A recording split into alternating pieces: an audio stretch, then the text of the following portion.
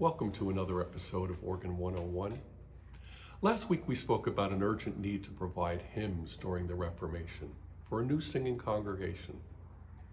This week we'll talk about another urgent need for hymns.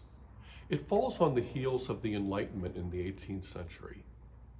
A new movement called the Second Great Awakening evolved in America in the 1800s. This required a personal decision made by the individual. And thus a new type of worship appeared on the horizon, one in which we have tents and camp meetings and revivals. A repertoire certainly needed for that sort of personal decision that is being made by this new brand of Christian in the early 1800s. And for this, many, many hymns were written. In fact, there were gatherings of up to 10,000 people at these wonderful camp meeting opportunities. And they sat on something called an anxious bench. The anxious bench was a place where they were waiting to hear a great revival sermon.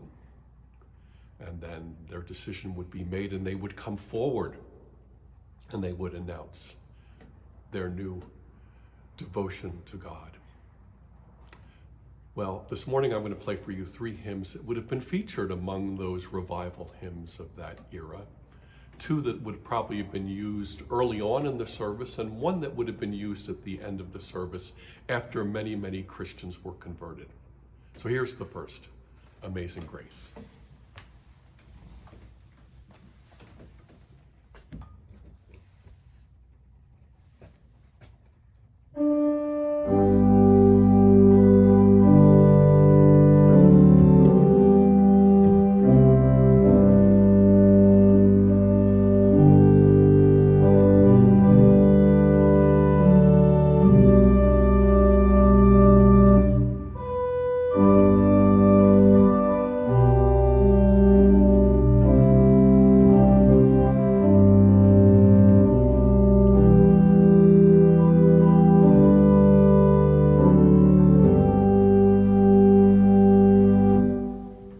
Now, these services, being largely outside, were played on portable organs, or even a band was hired for the occasion.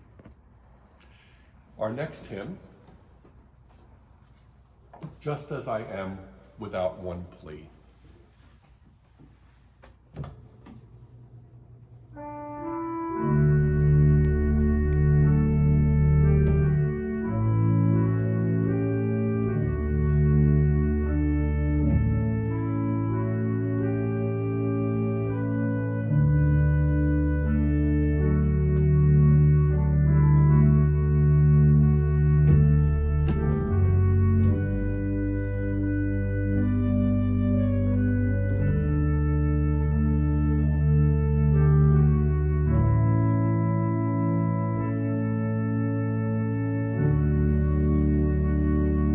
Just as I am, I come, as the new convert comes down the aisle to confess their sins and to be received into the church.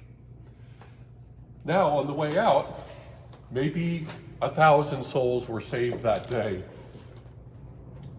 and the Christians would be marching on, and we might have heard a hymn like this, Onward Christian Soldiers.